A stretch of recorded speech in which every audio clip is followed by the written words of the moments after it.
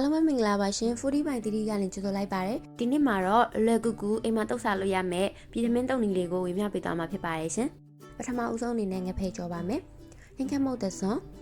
စနစ်မုတ်သစွန်ထည့်ပြီးတော့နေထားပါမယ်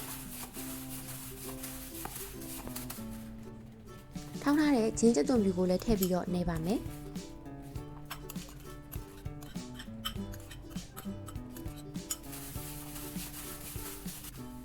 ငဖဲလေးလုံးတဲ့အခါမှာပိုပြီးစီးသွားဖို့နဲ့လက်လေးမကတ်စေဖို့အတွက်စီနှဲငယ်ထည့်ပြီးတေချာလေးပေါက်ပြီးတော့နေထားပါမယ်စီပူလာပြီဆိုတာနဲ့ငဖဲလေးထည့်ပြီးကြောပါမယ်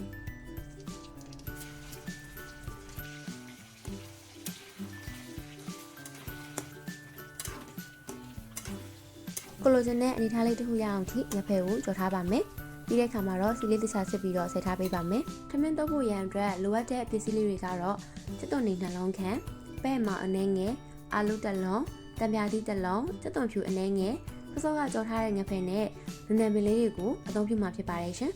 အာလူကိုနူးတဲ့အထိပြုတ်ထားပါမယ်ပဲ့မောင်လေးကိုလည်းရင်နွေးနဲ့ဖြိုးထားပေးပါမယ်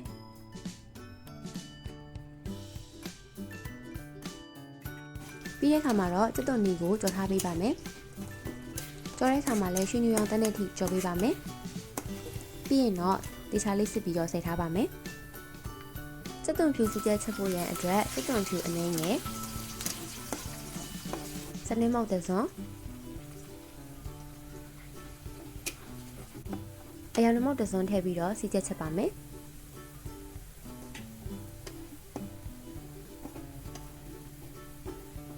စက်သွန်ဖြူလေးကျက်လာတဲ့အခါမှာတော့စီချက်လေးကိုပကံထဲမှာခတ်ထားလိုက်ပါမယ်လိုအပ်တာလေးတွေပြင်ဆင်ပြီးသွားတဲ့အခါမှာတော့ထမင်းစားလုပ်လို့ရပါပြီပထမဆုံးအနေနဲ့ပြုတ်ထားတဲ့ပဲ့မောင်လေးတွေကိုထည့်ပါမယ်ပြုတ်ထားတဲ့အာလူလေးတွေကိုလည်းထည့်ပါမယ်ချစ်သွန်နီလေးတွေကိုထည့်လိုက်ပါမယ်ပစုံကြောင့်အနှဲငယ်ကိုလည်းထည့်ပါမယ်ကြော်ထားတဲ့ချစ်သွန်နီကြော်လေးကိုလည်းထည့်ပါမယ်စီချက်နှစ်စွန်းပဲမောင်နှစ်စွန်းနဲ့ညံပြားရဲ့အနှဲငယ်ထည့်ပါမယ်ချက်သားမုတ်အနှဲငယ်ထည့်ပါမယ်မြုပ်ဒီမုတ်ထည့်ပါမယ်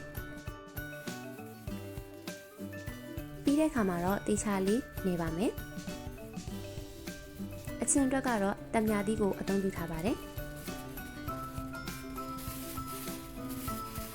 ခုဆိုရင်တော့အရသာရှိလာတဲ့ပြည်ထမင်းတုပ်လေးကိုရရှိသွားပါပြီဒီဗီဒီယိုလေးကိုစောင့်ကြည့်ပေးကြတဲ့အတွက်အားလုံးကိုကျေးဇူးတင်ပါတယ်ရှင်နောက်ထပ်လည်းဒီလိုဟင်းချက်နည်းလေးတွေကိုဝင်မျှပေးသွားမှာဖြစ်တဲ့အတွက်ညီမတို့ရဲ့ Facebook page နဲ့ YouTube channel လေးကို like နဲ့ subscribe လုပ်ထားပြီးတော့လာရောက်လက်ဖက်ဖို့အတွက်ဖိတ်ခေါ်ပါရရှင်အားလုံးကိုကျေးဇူးတင်ပါတယ်ရှင်